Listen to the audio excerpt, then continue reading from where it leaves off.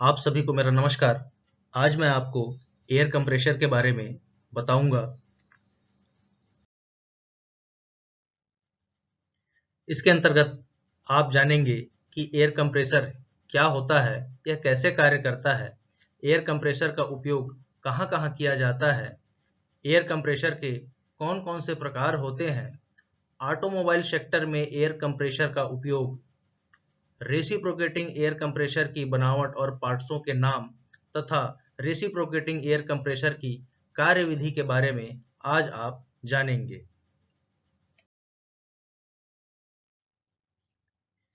तो जैसा कि नाम से ही स्पष्ट है, एयर कंप्रेसर अर्थात एक ऐसा यंत्र जो हवा को कंप्रेस कर सकता है। कंप्रेसर एक प्रकार का मैकेनिकल डिवाइस है जिसका उपयोग गैस या हवा की प्रेशर को बढ़ाने के लिए किया जाता है। जैसा कि हम जानते हैं कि हवा को कंप्रेस किया जा सकता है, इसलिए कंप्रेसर की सहायता से हवा के प्रेशर को बढ़ाया जाता है, लेकिन उसके वॉल्यूम को कम करके। जैसा कि यहाँ पे दो पिचकारी नुमा चित्र बने हुए हैं, जिसमें एक पिस्टन लगा हुआ है या डायाफ्राम लगा हुआ है जो एक छड़ से कनेक्ट है, और ऊपर एक हैंडल लगा हुआ है जिसकी सहायता से इसको हम ऊपर नीचे कर सकते हैं।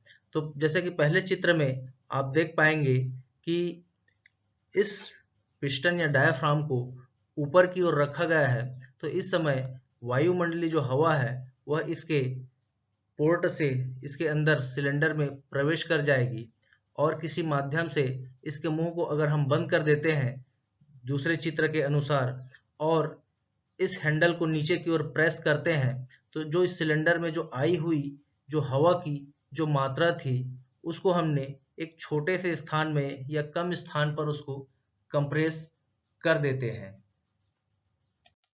इससे हवा का जो वॉल्यूम है वह कम हो जाता है, लेकिन इसका जो प्रेशर है वह बढ़ जाता है, क्योंकि हवा का गुण है कि वह अपने सामान्य आयतन पे वह रहना चाहता है।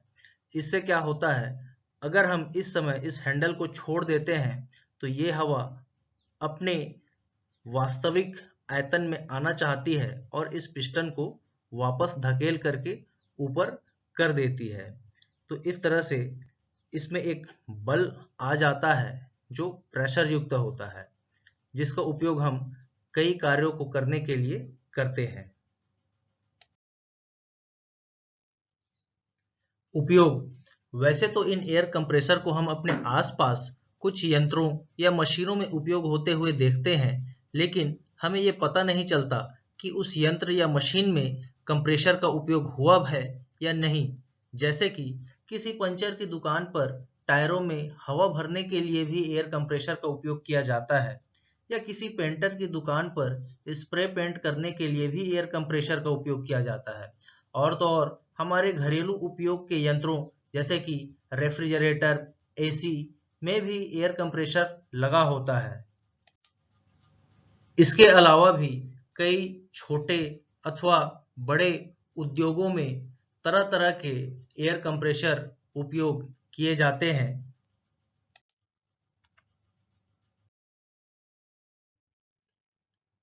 वैसे तो कंप्रेसर के बहुत से प्रकार होते हैं उनके अनुप्रयोगों के हिसाब से, लेकिन उनमें भी मुख्य रूप से दो महत्वपूर्ण होते हैं।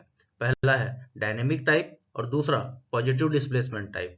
डायनेमिक टाइप के दो अलग-अलग प्रकार हैं, सेंट्रीफ्यूगल कंप्रेसर और एक्सियल कंप्रेसर। इसी तरह पॉजिटिव डिस्प्लेसमेंट टाइप कंप्रेसर के दो प्रकार होते हैं, रोटरी कंप्रेसर और रेसिप्रोकेटिंग कंप्रेसर। इन दोनों प्रकारों के और भी कुछ अलग-अलग प्रकार होते हैं, जैसे रोटरी कंप्रेसर के यहाँ चार प्रकार हैं: lobe compressor, rotary screw compressor, scroll compressor, rotary when compressor. और रेसिप्रोकेटिंग कंप्रेसर के तीन यहाँ प्रकार हैं: सिंगल एक्टिंग, डबल एक्टिंग और डायाफ्राम एक्टिंग।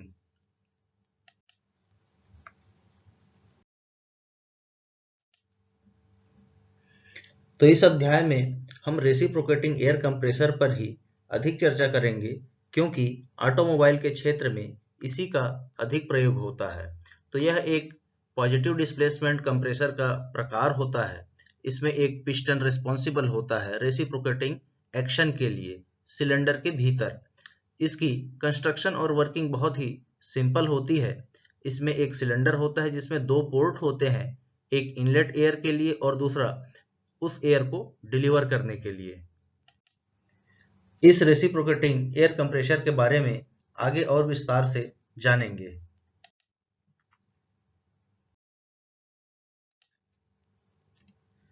ऑटोमोबाइल के क्षेत्र में रेसिप्रोकेटिंग एयर कंप्रेसर का उपयोग मुख्य रूप से पहियों में हवा भरने के लिए किया जाता है, स्प्रे पेंट करने के लिए किया जाता है, वर्कशॉप की साफ सफाई के लिए एयर कंप्रेसर का उपयोग किया जाता है, कलपुर्जों या मशीनों के पार्ट्सों को सुखाने तथा साफ करने के लिए भी इस एयर कंप्रेसर का उपयोग किया जाता है। न्यूमेटिक टूल्स उपकरण तथा मशीनों को चलाने के लिए भी इसका उपयोग किया जाता है। भारी वाहनों में ब्रेक लगाने के लिए भी इस रेसिप्रोकेटिंग एयर कंप्रेसर का उपयोग किया जाता है। तो अब बात करते हैं रेसिप्रोकेटिंग एयर कंप्रेसर के पार्ट्स और इसकी बनावट पर।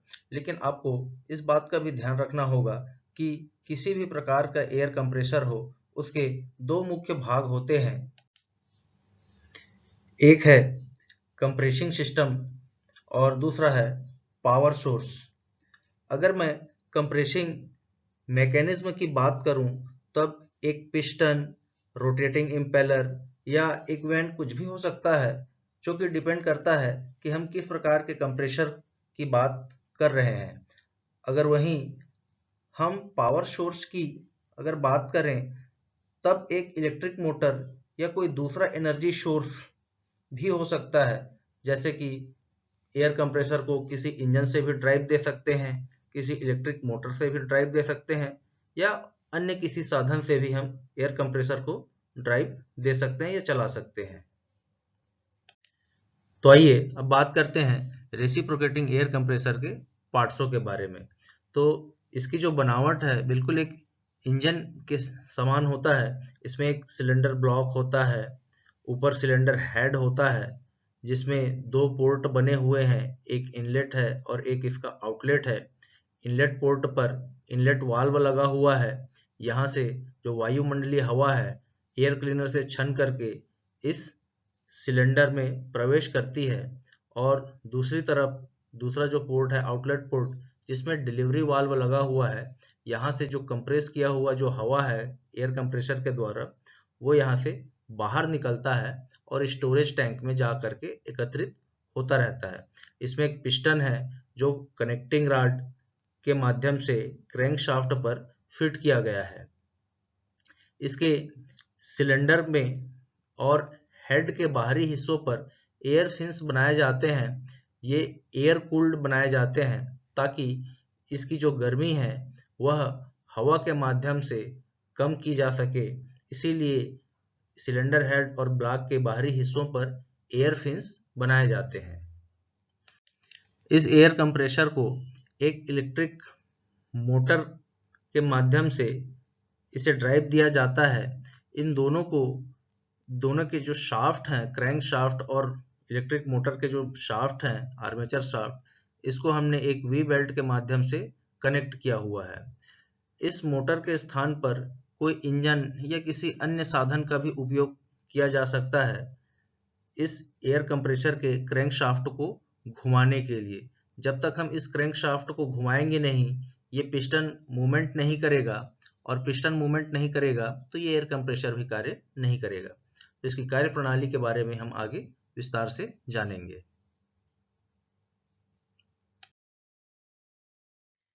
ऐसे वाहन जिनमें एयर ब्रेक होते हैं, उनमें इंजन के साथ एक एयर कंप्रेसर लगा होता है।